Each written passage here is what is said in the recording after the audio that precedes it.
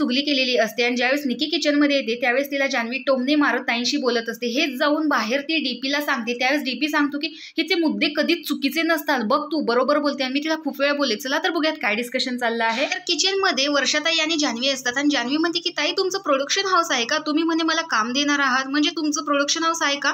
त्यावरती ताई म्हणतात की आहे, पण मिस्टरांचं आहे, छोटं आहे, एवढं फार मोठं नाही। अरे वा, मग तुम्ही मला सिरियलमध्ये काम करून देणार आहात का, म्हणजे मी हे काम सोडायला तयार आहे। त्यावरती ताई म्हणतात की तुला काय गरज आहे ब्रेकची, तू तर ऑलरेडी काम करतेस। नाही, मला असं कळलं की तोंडावर बोलायची हिंमत नाहीये ना, म्हणून लोक असे मागून बोलतात, असं जान्हवी तिकडे म्हणत असते।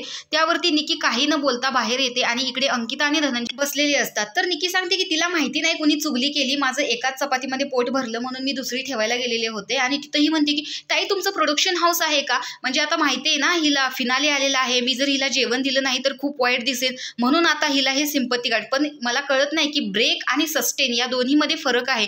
ब्रेक म्हणजे तुम्ही काम करताना ब्रेक घेताय आणि सस्टेन म्हणजे तुम्ही आहे त्यात टिकून राहताय, तुमचा स्वभाव आहे तोच आहे, तुम्ही बदलून फक्त लोकांना दाखवताय। त्यावर एवढं बोलून निकी तिथून निघून जाते। काय करायचंय ते करू दे, मला नाही बोलायचं। त्यावर धनंजय म्हणतो की हिचे मुद्दे एकदम बरोबर असतात, म्हणून मी तिला म्हणालो की तू एकदम करेक्ट बोलतेस, मी खूप वेळा तिला हे बोललोय। अंकिता सुद्धा म्हणते की हो, तिचे मुद्दे खरंच बरोबर असतात, ती काहीच चुकीचं बोलत नाही, पॉइंटला धरून बोलत असते। तर अशा प्रकारे इकडे निकीच्या पॉइंटला धरून बोलण्याबद्दल आता हे स्तुती करतायत, पण ही चुगली ही अंकितानेच केलेली होती।